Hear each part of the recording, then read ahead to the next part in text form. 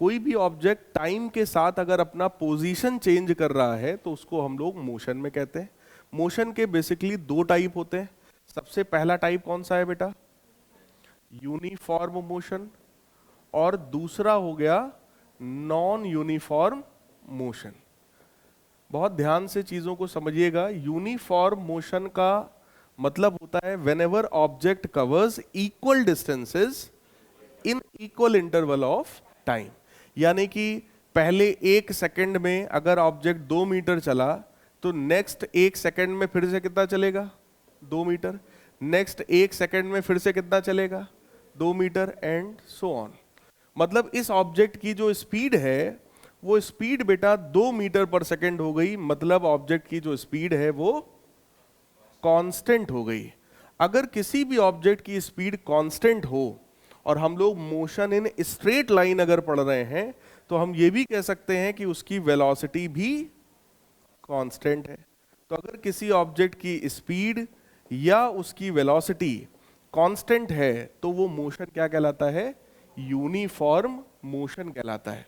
और किसी भी यूनिफॉर्म मोशन में बेटा हमारे पास सिर्फ और सिर्फ एक फॉर्मूला होता है इस तरह के किसी भी क्वेश्चन को सॉल्व करने का। देखो, कोई भी मोशन से रिलेटेड मैं आपसे बात करूं, न्यूमेरिकल की बात करूं या कॉन्सेप्ट की बात करूं, तो सबसे पहले आपको यह सोचना चाहिए पार्टिकल की वेलोसिटी कांस्टेंट है या नहीं है। अगर आंसर मिले कि यस दैट इज कांस्टेंट, इसका मतलब क्लियर हो गया मोशन कैसा है? यूनिफॉर्म। और अगर यूनिफॉर्म है तो बेटा सिर्फ एक फॉर्मूला है और वो फॉर्मूला है स्पीड बराबर डिस्टेंस अपॉन टाइम। बचपन से आप पढ़ रहे हैं, यही फॉर्मूला बेसिक फॉर्मूला है जो कि कब अप्लाई होता है? यूनिफॉर्म मोशन में। That's it. इसके अलावा कोई कॉन्सेप्ट यहां नहीं है। सबसे आसान। क्लियर है? लेकिन अगर आपको ऐसा पता चले कि नहीं भाई ऑब्जेक्ट पहले 1 सेकंड में तो 2 मीटर चला, लेकिन उसके बाद के 1 सेकंड में वो 3 मीटर चल गया, उसके बाद के 1 सेकंड में पता चला 4 मीटर चल गया, उसके बाद के 1 सेकंड में 5 मीटर चल गया, इससे ये पता चल रहा है ऑब्जेक्ट की जो स्पीड है वो इस बार constant. So whenever the object covers unequal distances in equal interval of time then its motion is non-uniform motion, so we can say its speed is not constant, और वे कैन से कि speed जो है वो variable है। So speed कहिए, और अगर motion in straight line हम लोग पढ़ रहे हैं तो हम वेलोसिटी भी कह सकते हैं। So its velocity is also not constant. Clear है? बताइए, अगर ऑब्जेक्ट की स्पीड कांस्टेंट है तो मोशन कैसा? और अगर कांस्टेंट नहीं है, नॉन यूनिफॉर्म। अगर स्पीड कांस्टेंट नहीं है मतलब स्पीड बदल रही है, और अगर स्पीड बदल रही है तो बोलो उसके 3 पैटर्न हो सकते हैं। या तो स्पीड लगातार बढ़ेगी, या तो उसकी स्पीड लगातार घटेगी, या तो स्पीड का फिर कुछ नहीं कहा जा सकता, रैंडम है, कभी बढ़ गई कभी घट गई, फिर कभी ज्यादा बढ़ गई कभी ज्यादा घट गई, कोई पैटर्न ही नहीं है। बोलो भाई, तो यहां पर हम लोग कह सकते हैं random, without any fix pattern. इसका मतलब है स्पीड लगातार बढ़ रही है, इसका मतलब है स्पीड लगातार घट रही है, और इसका मतलब है रैंडम, कभी बढ़ गई कभी घट गई, कभी फिर बढ़ गई फिर कभी घट गई। ठीक, ये लॉजिक है। क्लियर? अब यहीं पर एक टर्म आते हैं कुछ, जैसे डिस्टेंस और डिस्प्लेसमेंट। आप लोग को पता होगा, आप लोग 12th में है। स्पीड और वेलोसिटी भी आई होप पता ही होगा सबको। बेसिक क्या होता है, क्या डिफरेंस है, ये सब आप जानते होंगे। ठीक है, अब इसके आगे बस एक चीज है जो शायद हो सकता है आपको पता हो या ना पता हो, दैट इज एक्सेलरेशन। एक्सेलरेशन का मतलब होता है बेटा rate of change of velocity of an object is known as acceleration. अगर किसी ऑब्जेक्ट की वेलोसिटी चेंज हो रही है तो हम कहते हैं कि वो एक्सेलरेशन में है। क्लियर है? एक्सेलरेशन के भी 3 केस बेटा हो सकते हैं। या तो एक्सेलरेशन 2 हो सकते हैं। पहले केस, या तो एक्सेलरेशन हमारा कांस्टेंट होगा, या तो एक्सेलरेशन हमारा वेरिएबल होगा। अगर एक्सेलरेशन कांस्टेंट है बेटा तो फिर से 3 केसेस हैं।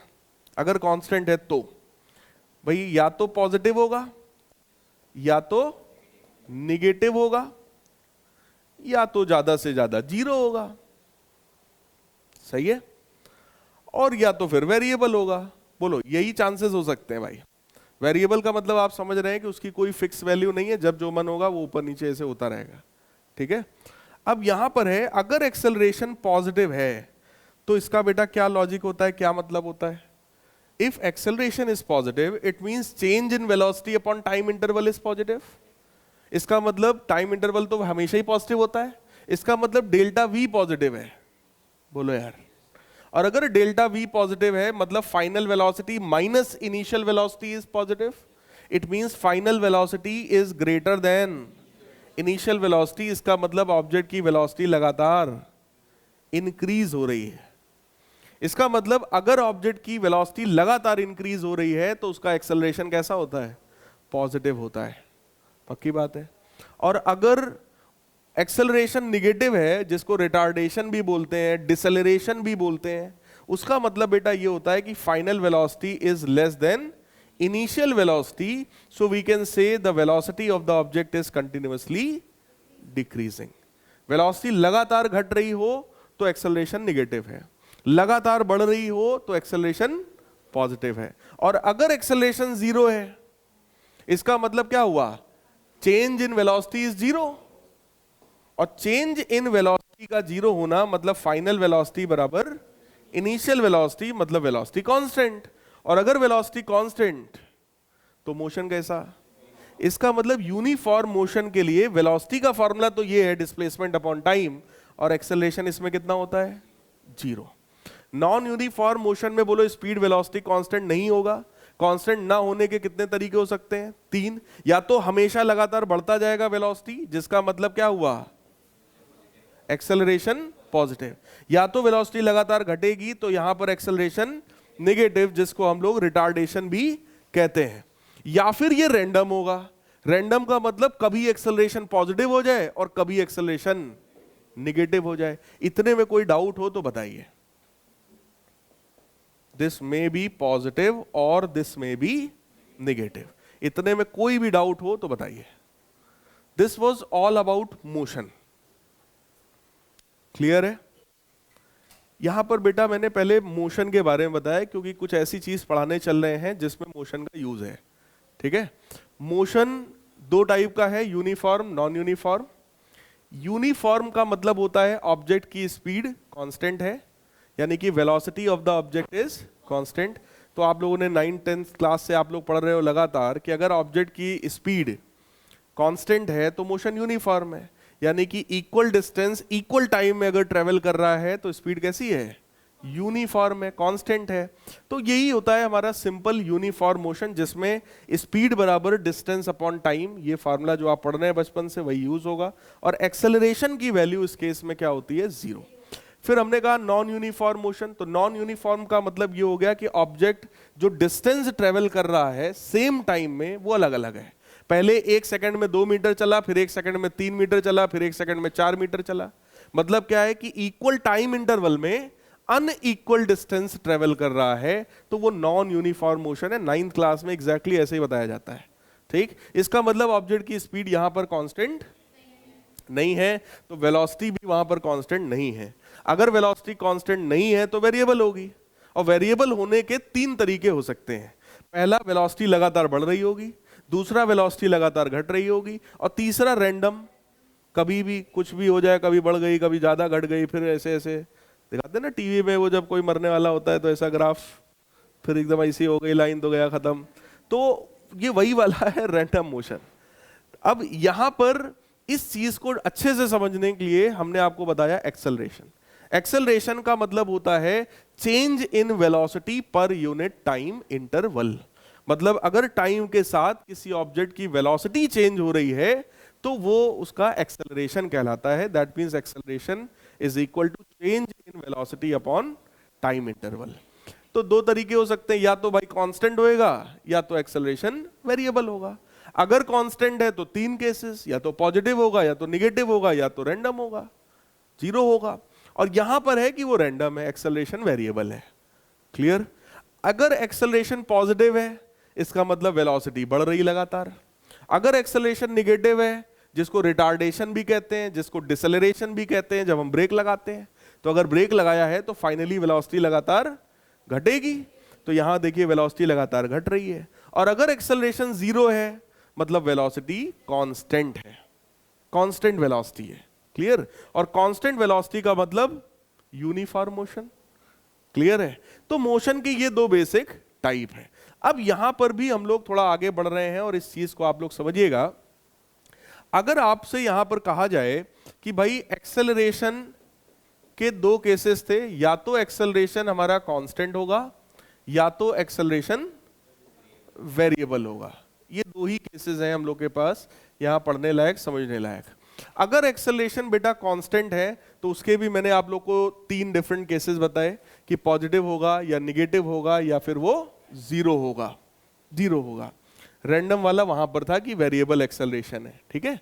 इसमें भी अगर एक्सेलरेशन कांस्टेंट होता है तो इस तरह के मोशन को बोलो नॉन यूनिफॉर्म मोशन कहते हैं। इसके पहले भी आपने पढ़ा था, अगर एक्सेलरेशन की कुछ भी वैल्यू है, ठीक है, तो ये मोशन कैसा है?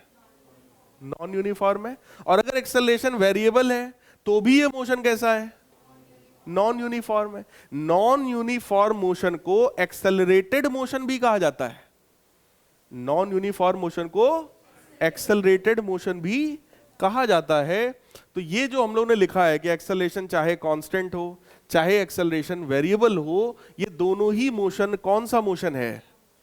This is non uniform motion.